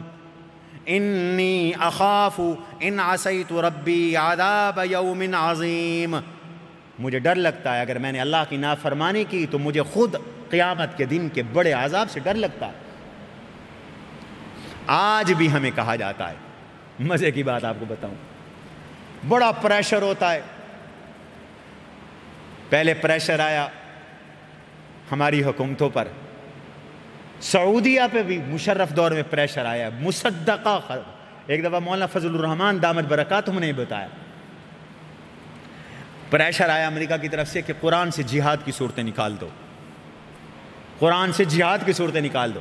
یہی وجہ ہے کہ پاکستان کے حکمرانوں نے 9/11 کے بعد سکولوں کے نصاب سے باقاعدہ وہ صورتیں جن میں جہاد کا ذکر ہے ان کو نکال دیا، اور کہتے ہیں، ہمیں بھی کہتے ہیں، کچھ علماء سے کہا جاتا ہے کہ یہ جو چیزیں ہیں نا یہ ہمارے لیے مسائل پیدا کرتی ہیں، لہٰذا زیر لب کہا جاتا ہے کہ کچھ قرآن بدلا جائے، کچھ دین بدلا جائے۔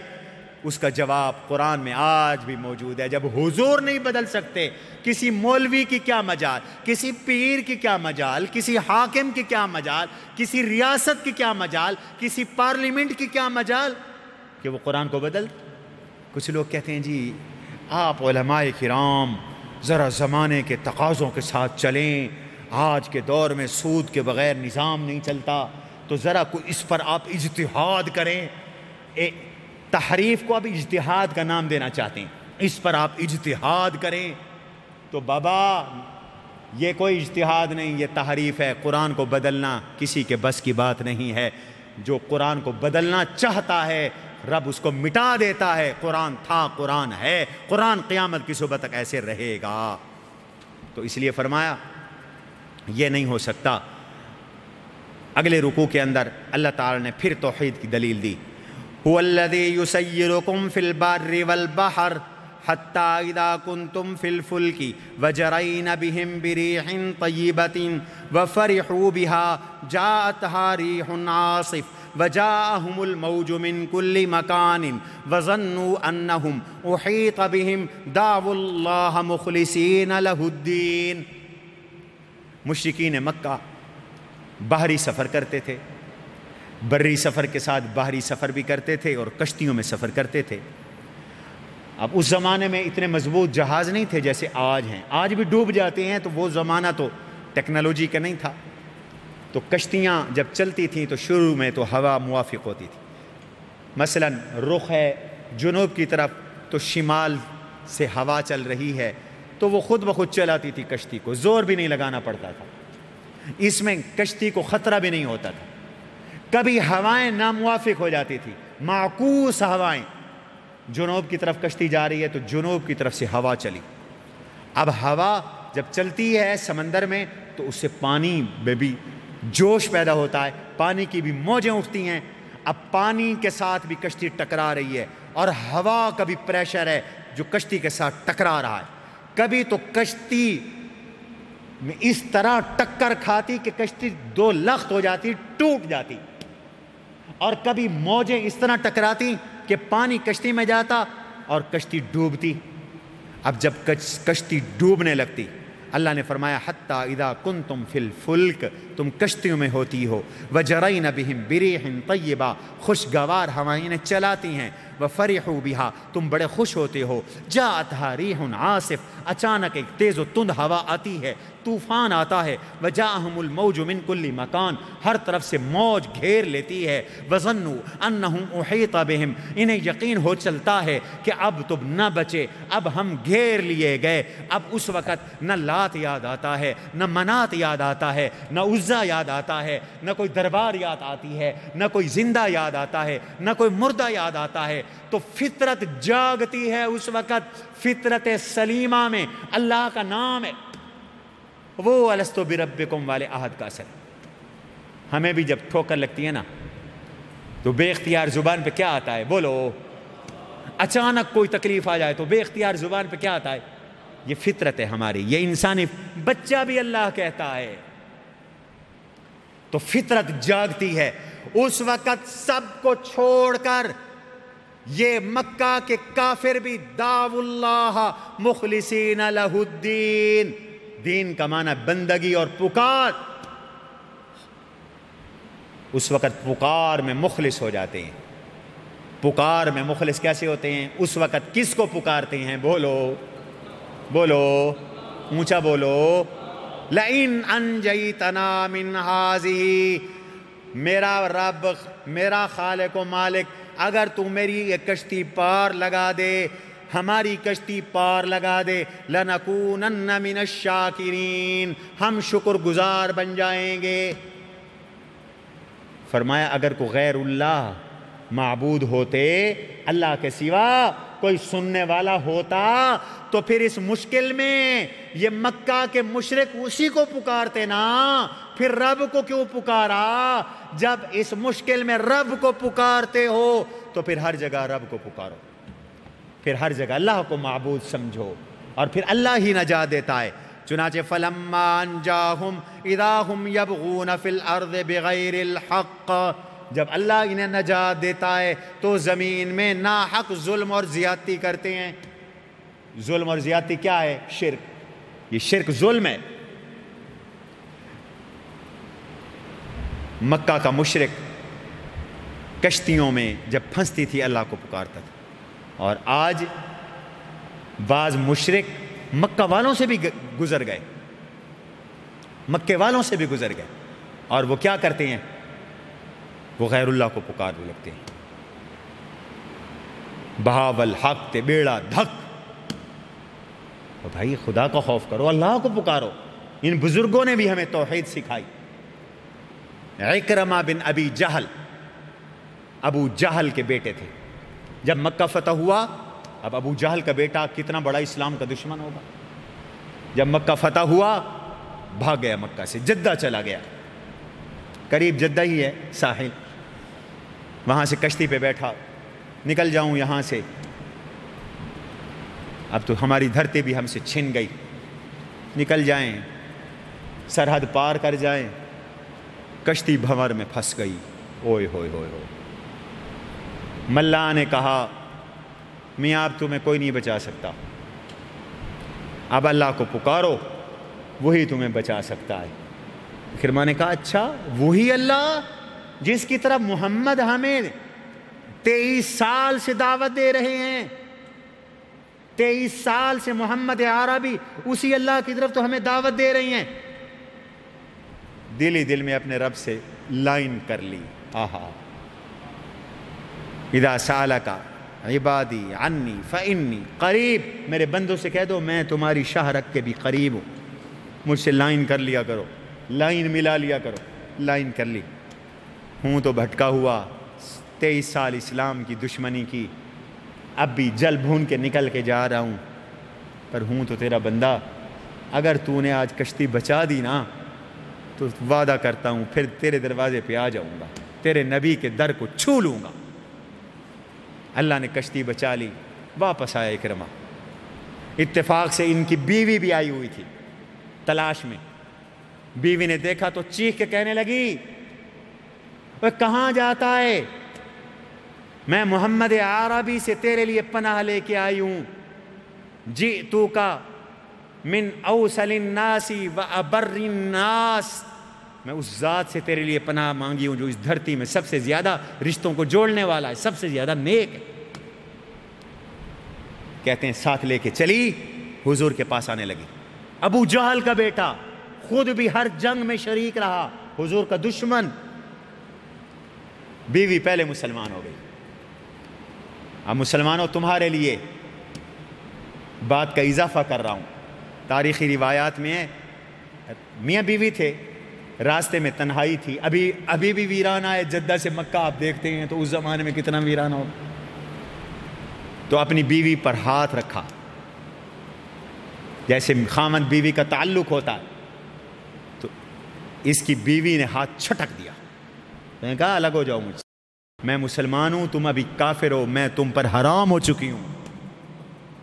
تھوڑی دیر کی پیغمبر کی صحبت اور ایمان اتنا راسخ ہوا کہ اپنے سارے زندگی کے جیون ساتھی سے ہاتھ چھٹک دیا کہ تم ابھی کافر ہو، میں تم پر حرام ہوں۔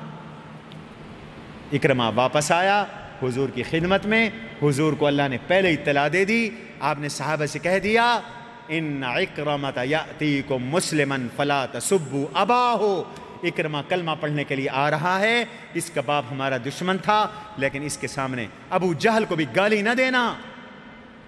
یہ آیا اور حضور کی خدمت میں مسلمان ہو گیا، اسی سبب سے مسلمان ہوا۔ تو مشکل کشا کون؟ سارے بولو، حاجت روا کون؟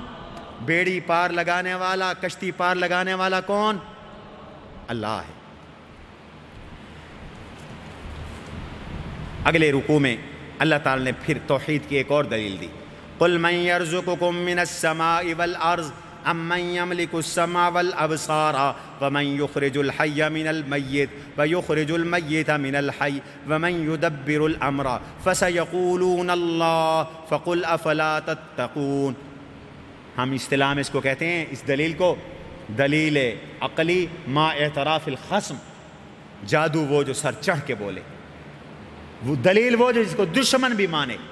اللہ نے کہا مکے والو تم بتاؤ تمہیں رزق آسمانوں سے کون دیتا ہے؟ تمہارے کانوں کا اور آنکھوں کا اور تمہاری سماعت کا اور بصارت کا مالک کون ہے؟ زندہ مرغی کو مردہ انڈے سے، زندہ کھیتی کو مردہ بیج سے، اور مردہ انڈے کو زندہ مرغی سے، اور مردہ بیج کو زندہ کھیت سے کون نکالتا ہے؟ اور تم بتاؤ پوری کائنات کا یہ نظام کون چلا رہا ہے؟ تو مکہ کے کافر بھی کہتے تھے اللہ چلاتا ہے۔ فَسَيَقُولُونَ اللَّهُ، وہ کہیں گے اللہ چلاتا ہے۔ ان کا عقیدہ یہ تھا کہ بڑے بڑے کام تو اللہ کرتا ہے، جیسے بڑے بڑے کام وزیر اعظم کرتا ہے، چھوٹے چھوٹے کام چھوٹے چھوٹے وزیر کرتے ہیں، وزیرڑیاں، وزیر، آج کل تو وزیرڑیاں بہت ساری ہو گئی ہیں، یہ چھوٹے چھوٹے کام یہ کرتے ہیں۔ وہ اللہ کو حکومت پر قیاس کرتے تھے، تو وہ کہتے تھے یہ بڑے بڑے کام ہیں بابا، یہ تو اللہ کرتا ہے۔ اللہ نے فرمایا جب یہ بڑے کام اللہ کرتا ہے نا تو سارے کام اللہ کرتا ہے۔ فَقُلْ أَفَلَا تَتَّقُونَ، ڈرتے نہیں ہو؟ فَذَلِكُمُ اللَّهُ رَبُّكُمُ الْحَقُّ، یہی اللہ تمہارا رب ہے جو سچا ہے اور حق کے بعد گمراہی ہے۔ اگلے رکوع میں فرمایا، اسی رکوع کے آخر میں فرمایا وَمَا كَانَ هَذَا الْقُرْآنُ أَن يُفْتَرَى مِن دُونِ اللَّهِ، یہ قرآن کو گھڑی ہوئی کتاب نہیں ہے۔ اس قرآن کی حقانیت کی سب سے بڑی نشانی یہ ہے، یہ پچھلی کتابوں کی تصدیق کرتی ہے، تورات کی تصدیق، زبور کی تصدیق، انجیل کی اور تفصیل ہے۔ اور مزے کی بات یہ ہے، یہودیوں نے تورات کو بدل دیا، عیسائیوں نے انجیل کو بدل دیا، لوگوں نے زبور کو بدل دیا۔ تورات، زبور، انجیل کے مضامین قرآن نے اپنے اندر محفوظ کی۔ اب یہ لاسٹ ایڈیشن ہے آسمانی کتابوں کا، آخری ایڈیشن، اس میں تورات بھی ہے، اس میں زبور بھی ہے، اس میں انجیل بھی ہے، اس میں باقی صحیفے بھی ہیں۔ فرمایا یہی اس کی صداقت کی علامت ہے۔ تورات کے مضمون، حضور نے تو تورات کبھی نہیں پڑھی، کسی استاد سے کبھی کچھ بھی نہیں پڑھا، پھر بھی یہ کتاب تورات کے مضامین بتا رہی ہے، تفصیل کر رہی ہے، تو یہی دلیل ہے کہ یہ اللہ کی کتاب۔ اور اگر تمہیں یقین نہیں آتا اور کہتے ہو کہ نہیں یہ بنائی ہوئی ہے، تو قُلْ فَاتُوا بِسُورَةٍ مِثْلِهِ، پھر اس جیسی ایک سورت لے آؤ۔ سورۃ النکرہ ہے، چھوٹی سی سورت، سورہ کوثر ہے، سب سے چھوٹی سورت، اِنَّا أَعْطَيْنَاكَ الْكَوْثَرَ فَصَلِّ لِرَبِّكَ وَانْحَرْ إِنَّ شَانِئَكَ هُوَ الْأَبْتَرُ، اتنی سورت ہی بنا کے لے آؤ۔ اور اکیلے نہیں بنا سکتے تو وَادْعُوا مَنِ اسْتَطَعْتُم مِّن دُونِ اللَّهِ إِن كُنتُمْ صَادِقِينَ، جن سے مدد لے سکتے ہو لے لو، لیکن آج تک نہ کوئی بنا سکا نہ کوئی بنا سکے گا۔ توحید کی ایک اور دلیل اللہ نے دی، کہتے تھے کہ قیامت کب آئے گی یا عذاب کب آئے گا، ہمیں بتلاؤ۔ جواب دیا قُلْ لَا أَمْلِكُ لِنَفْسِي ضَرًّا وَلَا نَفْعًا إِلَّا مَا شَاءَ اللَّهُ، میرے بس میں عذاب لانا نہیں ہے، میں تو، میرے نبی آپ اعلان کر دیجئے میں تو اپنے لیے بھی نفع اور نقصان کا مالک نہیں ہوں، اتنا نفع اپنے آپ کو دے سکتا ہوں، اپنے آپ کو اتنے نقصان سے بچا سکتا ہوں جتنا اللہ چاہے۔ تو میں مختار کل نہیں ہوں، میں نفع نقصان کا مالک نہیں ہوں، میرے نفع نقصان کا مالک اللہ ہے۔ باقی عذاب کا وقت مقرر ہے، جب وہ آئے گا تو نہ آگے ہوگا نہ پیچھے ہوگا۔ پھر اگلے رکوع میں اللہ تعالی نے قرآن کی طرف دعوت دی، فرمایا یا ایھا الناس قد جاءتکم موعظۃ من ربکم وشفاء لما فی الصدور، لوگو تمہارے پاس اللہ کی طرف سے نصیحت آ گئی اور شفا آ گئی، شفا، توجہ ہے، قرآن شفا ہے، روحانی طور پر بھی شفا ہے، جسمانی طور پہ بھی شفا ہے۔ سب سے بڑا مریض روحانی مریض ہوتا ہے، اور سب سے بڑی بیماری شرک کی ہے، قرآن شرک کی بیماری کو بھی دور کرتا ہے، قرآن بدعت کی بیماری کو بھی دور کرتا ہے، قرآن معصیت کی بیماری کے لیے بھی شفا، قرآن پڑھو شفا ملے، اور جسمانی بیماریوں کے لیے بھی شفا ہے۔ اور ایک مزے کی بات آپ کو بتاؤں، قرآن نے شہد کے بارے میں بھی فرمایا فیہ شفاء للناس، شہد میں لوگوں کے لیے شفا ہے، لیکن شہد شفا نہیں، فی ہے، شہد فی نفسہ ہی شفا نہیں، شہد میں شفا ہے۔ قرآن کی باری آئی تو یہ نہیں کہا کہ قرآن میں شفا ہے، قرآن کے بارے میں فرمایا شفاء لما، پورا قرآن ہی شفا ہے۔ شہد کے کسی ایک جز میں شفا ہوگی، اب پتہ نہیں وہ جز ہمیں ملے نہ ملے، ہو سکتا ہے کہ وہ جو شہد ہم استعمال کر رہے ہیں اس حصے میں وہ شفا والا جز نہ ہو، تو ضروری نہیں کہ شہد سے شفا ملے، لیکن قرآن سے ضرور شفا ملے گی، اس لیے کہ یہ پورا کا پورا قرآن ہی شفا ہے، وَہُدًى ہدایت ہے، وَرَحْمَةٌ لِّلْمُؤْمِنِينَ کلمے پڑھنے والوں کے لیے رحمت ہے۔ آگے تم مسلمانوں کے لیے، قرآن کے قاری ہو تمہارے لیے، دین کے عالم ہو تمہارے لیے خوشخبری کا بیان ہے۔ فرمایا قُلْ بِفَضْلِ اللَّهِ وَبِرَحْمَتِهِ، قرآن اللہ کا فضل ہے، حضور اللہ کی رحمت ہیں، ایمان والو قرآن پر اور اب میرے نبی کی تشریف آوری پر، بعثت پر خوشیاں مناؤ، فَبِذَلِكَ فَلْيَفْرَحُوا، خوش ہو جاؤ، یہ بہتر ہے اس سے جو جمع کرتے ہیں۔ دنیا والوں کے لیے دولت ہے، تمہارے لیے قرآن ہے، تمہارے لیے نبی کا فرمان ہے، تمہیں مبارک ہو۔ اللہ نے فرمایا تم خوشیاں مناؤ، ہوا خیر مما یجمعون، اس لیے احساس کمتری میں مبتلا نہ ہوا کرو۔ جو دولت اللہ نے قرآن والوں کو دی ہے، رب کعبہ کی قسم وہ پوری کائنات کے سرمایہ داروں کے پاس نہیں ہے، سرمایہ دار دنیا سے جائے گا، سرمایہ یہیں رہ جائے گا۔ قرآن والو جب تم دنیا سے جاؤ گے قرآن بھی سینے میں ساتھ لے کے جاؤ گے، اور نبی کی رحمت بھی سینے میں ساتھ لے کے جاؤ گے۔ فرمایا اس پر خوشیاں مناؤ۔ اگلے رکوع کے اندر اللہ تعالی نے فرمایا، ایک خوشخبری دی، الا ان اولیاء اللہ لا خوف علیہم ولا هم یحزنون، اللہ کے ولیوں پر نہ خوف ہوگا نہ غم ہوگا نہ فکر ہوگی۔ ولیوں کا مقام بیان کیا، اولیاء کا مقام اور مرتبہ بیان کیا جا رہا ہے۔ میرے ولی جب دنیا سے جاتے ہیں، یار میری طرف دیکھ لو، یہ قرآن کا ادب ہوتا ہے، جب قرآن بیان کیا جا رہا ہے تو ہماتن گوش ہونا چاہیے۔ حدیث میں آتا ہے صحابہ جب حضور کی مجلس میں بیٹھتے تھے تو اوپر آ کے پرندے بیٹھ جاتے تھے، ادھر ادھر دیکھتے نہیں تھے۔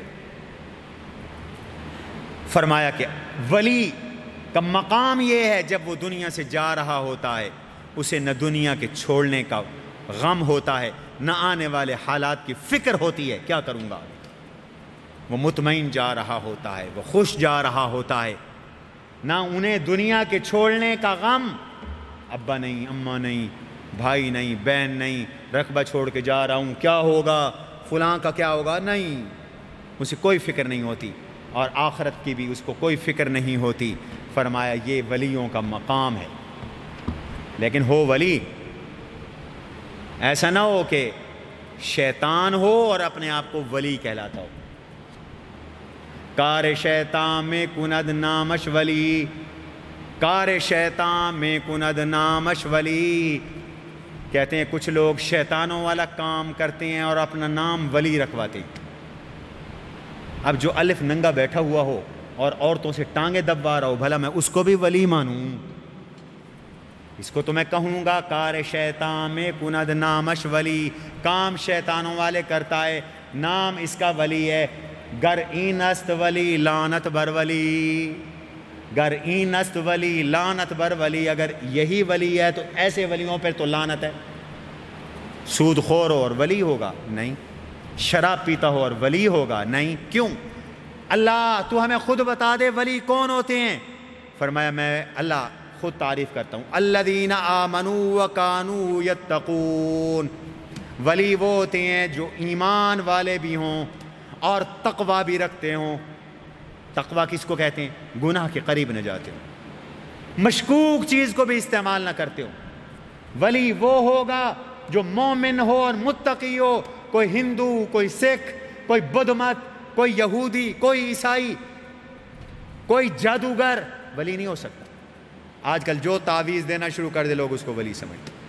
کئی مرزائی، قادیانی، رافضی، بدعقیدہ عیسائی جادوگر بنے بیٹھے ہیں اور لوگ ان کو ولی سمجھ رہے ہیں، بزرگ سمجھ رہے ہیں۔ پیری مریدی کے نام پر لوگ کفر بھی پھیلا رہے ہیں۔ سچے پیروں کے تو ہم غلام ہیں، پیری مریدی کا سلسلہ تو ہمارے اکابر سے چلا آ رہا ہے، ہم سارے مرشدوں والے ہیں، بے مرشد نہیں ہیں اللہ کا فضل سے۔ ہماری تو اپنی خانقاہ ہے، مجلس ذکر ہوتی ہے، لیکن بعض لوگ غلط استعمال کر رہے ہیں۔ حدیث میں آتا ہے ولی کی ایک تعریف، جس کو دیکھو تو اللہ یاد آ جائے اس کو ولی کہتے ہیں۔ جس کو دیکھو اللہ یاد آ جائے وہ ولی ہے۔ جس کی چال ڈھال سے حضور کی سنت کی خوشبو آئے وہ ولی ہے۔ تو فرمایا ان اولیاء کے لیے خوشخبری ہے دنیا کی زندگی میں بھی اور آخرت میں بھی۔ اس کے بعد 13ویں رکوع میں نوح علیہ السلام کی قوم کا واقعہ پیش کیا ہے۔ یہ نبیوں کے جو واقعات پیش کیے جاتے ہیں 3 مقصد کے لیے۔ ایک تو حضور کو تسلی دینا مقصد ہوتا ہے کہ آپ کی قوم آپ سے لڑ رہی ہے، جھگڑ رہی ہے، جھٹلا رہی ہے، پچھلے نبیوں کے ساتھ بھی ایسے ہوا، انہوں نے صبر کیا، آپ بھی صبر کریں۔ دوسرا مقصد مشرکین کو تنبیہ ہوتی ہے، زجر ہوتی ہے کہ دیکھو نوح علیہ السلام کی قوم نے ان کی مخالفت کی، تباہ ہوئے، تم بھی باز نہ آئے تو تباہ ہو جاؤ گے۔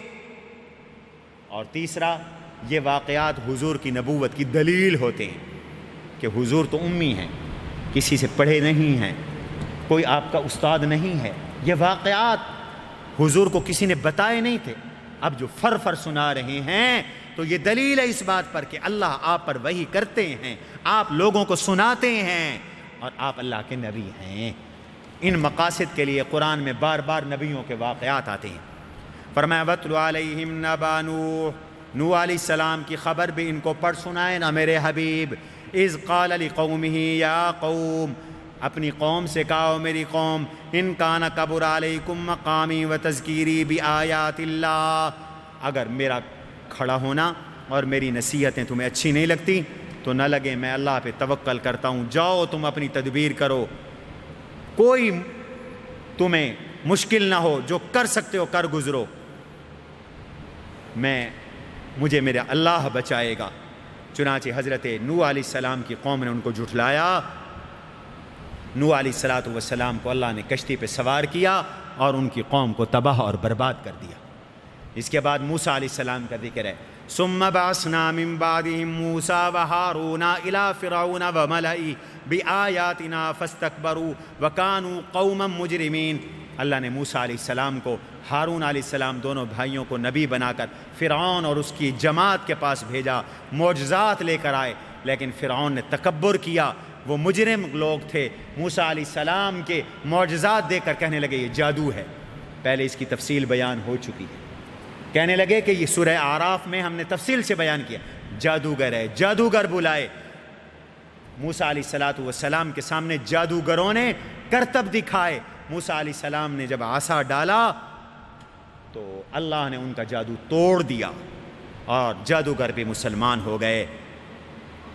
فلما القوا قال موسیٰ ما جئتم بہ السحر، کافروں نے جب اپنی لاٹھیاں رسیاں پھینکی تو موسیٰ علیہ السلام نے ایک جملہ کہا، ما جئتم بالسحر، جو تم لائے ہو یہ جادو ہے، ان اللہ سیبطلہ، اللہ اس جادو کو توڑے گا، ان اللہ لا یصلح عمل المفسدین، اللہ فساد کرنے والوں کے عمل کو ٹھیک نہیں رکھتے۔ یہ جملہ میں نے اس لیے سنایا، ہمارے اکابر کہتے ہیں کہ کسی پر اگر جادو ہو تو یہ آیت بار بار پڑھے، اللہ جادو توڑ دیں گے۔ چونکہ موسیٰ علیہ السلام نے یہ آیت پڑھ کر اپنا عصا پھینکا تھا اور جادوگروں کا جادو ٹوٹ گیا تھا، ناکام ہو گیا تھا، تو یہ آیت پڑھ لیا کرو۔ فَلَمَّا أَلْقَوْا قَالَ مُوسَىٰ مَا جِئْتُمْ بِهِ السِّحْرُ إِنَّ اللَّهَ سَيُبْطِلُهُ إِنَّ اللَّهَ لَا يُصْلِحُ عَمَلَ الْمُفْسِدِينَ۔ یہ سورہ یونس کی آیت نمبر 81 ہے۔ اس کے بعد اللہ تعالی نے موسیٰ علیہ السلام کا یہ قصہ پورا بیان فرمایا اور فرمایا کہ موسیٰ علیہ السلام پر جب یہ ایمان نہ لائے اور موسیٰ علیہ السلام بہت تنگ ہوئے تو پھر بد دعا کی، اس بد دعا کا ذکر ہے۔ قال موسیٰ ربنا انک آتیت فرعون وملأہ زینۃ واموالا فی الحیاۃ الدنیا، اے اللہ آپ نے فرعون اور اس کے لشکر کو جو زینت اور مال دی ہے نا دنیا میں، یہ گمراہی کا ذریعہ بن رہی ہے، لیضلوا عن سبیلک، اس کی وجہ سے یہ تیرے راستے سے گمراہ کر رہے ہیں، لہٰذا ربنا اطمس علی اموالہم، اللہ تو ان کے مالوں کو مٹا دے، واشدد علی قلوبہم، ان کے دلوں کو سخت کر دے، فلا یؤمنوا حتی یروا العذاب العلیم، یہ پھر جھوٹا ایمان نہ لائیں، جیسے پہلے میں سورہ اعراف میں عرض کر چکا ہوں، جھوٹا ایمان لاتے تھے، کہتے تھے موسیٰ دعا کرو عذاب ٹل جائے پھر ایمان لائیں گے، وہ جھوٹا وعدہ تھا، یہ جھوٹے وعدے ان کے نہ چلیں، پھر ان کو پتہ اس وقت چلے جب تیرا عذاب آ جائے اور پھر یہ نہ بچ سکیں۔ قال قد اجیبت دعوتکما، اللہ نے کہا موسیٰ اور ہارون نے دعا کی، ہم نے ان کی دعا کو قبول کیا، ہم نے ان کے مالوں کو تباہ اور برباد کر دیا، ان کو ہلاک کر دیا۔ کہتے ہیں زبرجد کی کانیں تھیں، سونے اور چاندی تھے، موسیٰ علیہ السلام کی اس بد دعا سے سب پتھر بن گئے۔ عمر ابن عبدالعزیز کے زمانے میں ایک تھیلی ملی، اس میں کچھ سکے تھے، وہ پتھر بنے ہوئے تھے فرعون کے زمانے کے، یہ موسیٰ علیہ السلام کی اس بد دعا کا اثر تھا۔ موسیٰ علیہ السلام کی قوم کا تفصیل کے ساتھ اللہ تعالیٰ نے ذکر کرنے کے بعد پھر یونس علیہ السلام کی قوم کا ذکر کیا۔ حضرت یونس علیہ السلام کی قوم کا بڑا منفرد قصہ ہے۔ وہ قصہ یہ ہے کہ یونس علیہ السلام کو اللہ نے مصر میں نینوا موصل کے علاقے میں نبی بنا کے بھیجا۔ 1,00,000 یا 1,00,000 سے زیادہ کی ان کی قوم تھی، امت تھی۔ موسیٰ علیہ السلام انہیں دعوت ایمان دیتے رہے، یہ ایمان نہ لائے۔ یہ جب ایمان نہ لائے تو ان سے فرمایا 3 دن کے بعد عذاب آ جائے گا، ایمان لاؤ ورنہ 3 دن کے بعد عذاب آ جائے گا۔ جب 2 دن گزر گئے اور رات آئی، آدھی رات کو حضرت یونس علیہ السلام نکل گئے، بستی سے نکل گئے تاکہ عذاب آئے تو عذاب سے پہلے پہلے یونس علیہ السلام چلے جائیں۔ چنانچہ مفسرین نے لکھا ہے حضرت یونس علیہ السلام چلے گئے اور قوم نے صبح کے وقت دیکھا کہ عذاب کے آثار آ گئی، رات سیاہ ہو گئی اور سیاہی ان کے گھروں کی چھتوں تک آ گئی۔ یقین ہونے لگا کہ عذاب آ رہا ہے، عذاب ابھی آیا نہیں تھا، عذاب آ جانے کے بعد توبہ قبول نہیں ہوتی، جیسے سکرات کی توبہ قبول نہیں ہوتی۔ فرعون کو بھی جب عذاب آ گیا، غرق ہونے لگا، اس نے توبہ کی، توبہ قبول نہیں ہوئی، لیکن عذاب آنے سے پہلے پہلے توبہ قبول ہو جاتی ہے، جیسے سکرات سے پہلے پہلے توبہ قبول ہو جاتی ہے۔ انہوں نے دیکھا عذاب آ رہے ہیں، حضرت یونس علیہ السلام کو تلاش کیا توبہ کریں، یونس علیہ السلام تو جا چکے تھے، اب یونس ملے نہیں، تو انہوں نے کیا کیا، صبح کے وقت سارے کے سارے اپنے گھروں سے نکل گئے، عورتوں نے اپنے بچے اٹھائے، سب نے ٹاٹ کا لباس پہنا، بچوں کو زمین پہ پٹخ دیا، گڑ گڑائے، چیخیں، چلائے، اللہ سے معافیاں مانگی اور کہا کہ آمنا بما آمن بہ یونس، جس چیز پہ یونس کا ایمان، ہمارا بھی اس پہ ایمان۔ رب کو ان کا رونا دھونا قبول ہو گیا، اللہ نے ان کی توبہ قبول کی اور عذاب واپس لے لیا۔ یونس علیہ السلام بستی سے باہر پتہ کیا حال احوال بستی والوں کا کیا بنا، تو کسی نے کہا حضرت وہ تو بالکل ٹھیک ٹھاک ہیں، دوڑ رہے ہیں، بھاگ رہے ہیں، کھا رہے ہیں، پی رہے ہیں۔ یونس پریشان، یہ کیا ہو گیا؟ اب بعض تفسیروں میں یہ لکھا ہے کہ قوم میں جھوٹ کی سزا قتل تھی، سوچا واپس جاؤں تو مجھے مار دیں گے کہ تو نے جھوٹ بولا، عذاب تو نہیں آیا، یا ویسے ہی واپس نہیں گئے شرمندگی کی وجہ سے، کشتی میں بیٹھے اور جانے لگے، کشتی بھنور میں پھنس گئی۔ ملاح نے کہا کہ قرآن دادی کریں گے، جس کا قرآن نکلا اس کو دریا میں ہم پھینک دیں گے۔ انہوں نے کہا کہ میں بھاگا ہوا ہوں، قرآن نہ ڈالو، مجھے پھینک دو۔ انہوں نے کہا نہیں، قرآن ڈالیں گے۔ قرآن ڈالا تو چونکہ اللہ کی مرضی کے بغیر، اللہ کی اجازت کے بغیر آئے تھے تو سمجھ گئے کہ یہ میرے لیے ہے۔ قرے میں بھی یونس علیہ السلام کا نام آیا، انہوں نے اٹھایا اور دریا میں پھینک دیا۔ اللہ نے مچھلی بھیجی، مچھلی نے حضرت یونس علیہ السلام کو نگل لیا۔ 40 دن تک یونس علیہ السلام مچھلی کے پیٹ میں رہے، لیکن چونکہ مچھلی کا پیٹ بہت گرم تھا، تو جسم کے سارے بال ختم ہو گئے۔ اللہ نے مچھلی کو حکم دیا، مچھلی جب مچھلی کے پیٹ میں تھے تو کثرت کے ساتھ اللہ کو یاد کرتے رہے اور آیت کریمہ پڑھتے رہے، لا الہ الا انت سبحانک انی کنت من الظالمین۔ قرآن کہتے ہیں فاستجبنا لہ ونجیناہ من الغم وکذالک ننجی المؤمنین، ہم نے ان کو غم سے نجات دی، دعا قبول کی، مومنوں کو ہم غم سے ایسے ہی نجات دی۔ اس لیے کہتے ہیں مشکل سے مشکل گھڑی آ جائے تو یونس علیہ السلام والی یہ دعا کرو، آیت کریمہ پڑھو، اللہ ٹال دیں گے۔ میرے عزیزو، مچھلی نے دریا کے کنارے پر انہیں نکال کے پھینک دیا۔ اب اللہ نے کدو کی بیلیں یہاں اتار دیں۔ کہتے ہیں کدو کی جو سبزی ہے، اس کی جو تاثیر ہے وہ باقی سبزیوں کی نہیں ہے۔ حضور کو بھی کدو بہت پسند، تو اس میں اللہ نے طاقت رکھی ہے، وٹامنز رکھے، تو اس کی برکت سے پھر بال آ گئے، اور پھر یونس علیہ السلام تندرست ہوئے، قوم کے پاس واپس گئے۔ اللہ نے کہا جاؤ، قوم تمہاری انتظار میں، اور قوم کی جا کر رہنمائی کرو، اس کا ذکر ہے۔ فرمایا فلولا کانت قریۃ آمنت فنافعھا ایمانھا، کوئی بھی بستی ایسی نہیں تھی کہ جو ایمان لاتی اور اس کا ایمان اسے نفع دیتا مگر یونس علیہ السلام کی قوم۔ جب وہ ایمان لائے تو ہم نے ان سے رسوائی کا عذاب ٹال دیا دنیا کی زندگی میں، اور ایک وقت مقرر تک نفع دیا۔ سورت کے آخر میں پھر اللہ تعالی نے توحید کا مسئلہ اجاگر کیا، فرمایا ولا تدع من دون اللہ ما لا ينفعک ولا یضرک۔ او میاں، پھر اللہ کہہ رہی ہیں، قرآن کہہ رہا ہے، میں نہیں کہہ رہا، ان کو مت پکارو بھی نہ۔ کچھ ہمارا معبود اللہ ہے، لیکن پکار ہم سب کو سکتے ہیں۔ اللہ نے کہا پکارو بھی نہ ان کو جو اللہ کے ما سوا ہیں، نہ آپ کو نفع دے سکتے ہیں نہ نقصان دے سکتے ہیں۔